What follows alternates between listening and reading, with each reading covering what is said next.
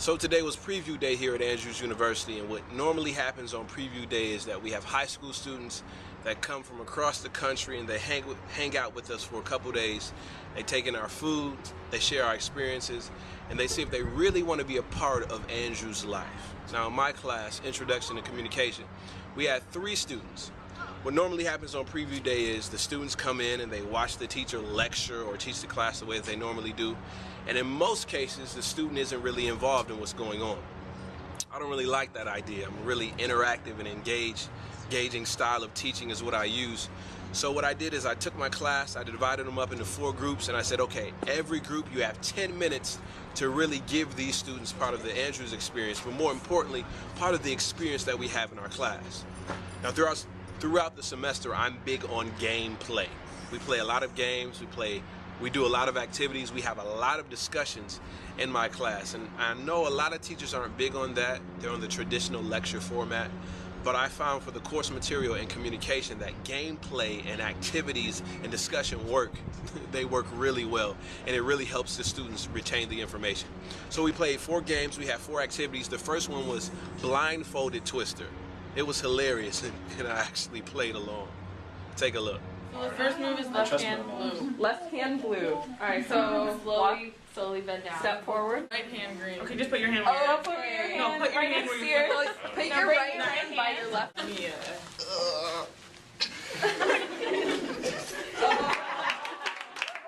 And you really have to be good at taking instructions and listening to other people. And if you're giving the instructions, you have to be able to communicate the instructions in a way so that the other person can interpret those and get to the place where they need to be.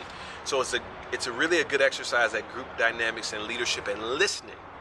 The second game we played was a game called Headmasters or Headmastered. It's a really intense game where you have to keep the beat and you can't show your teeth and you can't point and you have to listen and follow the pattern really closely. And if you mess up, you're basically out of the game. So it's a very good game at perception. It's another game that's good for listening. It's another game that's good at interpretation. And this one was really fun too. You have to call them out on it, okay? If you hear like everyone's been like doing this sort of thing, okay, the beat is this. Our third game was a classic. It's called All of My Neighbors, but I think one of my students called it today, I Love My Neighbors. And the object of the game is you're trying to get people up and moving, but the only way that you get them up and moving is by calling out one of their characteristics. I love my neighbor who is wearing orange.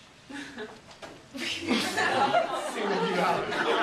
He singled them out. I love my neighbor who is sitting down. I love All of My Neighbors as an intro lesson to going deep in communication.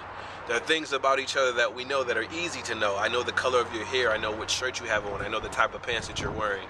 But what about where you're from? What about what you like to do? What about where you're studying? What about your favorite band? These are things that traditionally we may or may not get to in our everyday conversations, but just really a lesson in going deeper.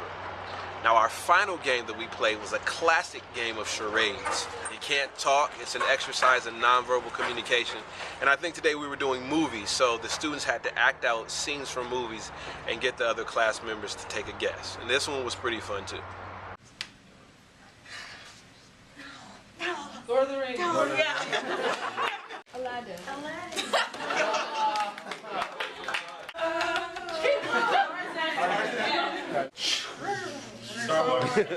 So not just on preview day, throughout the semester I have my students learning through gameplay, learning through discussion, learning through activity, and it works really well in my courses, and that's the way that I get my students to retain the information, to apply it, to use it well, to practice their critical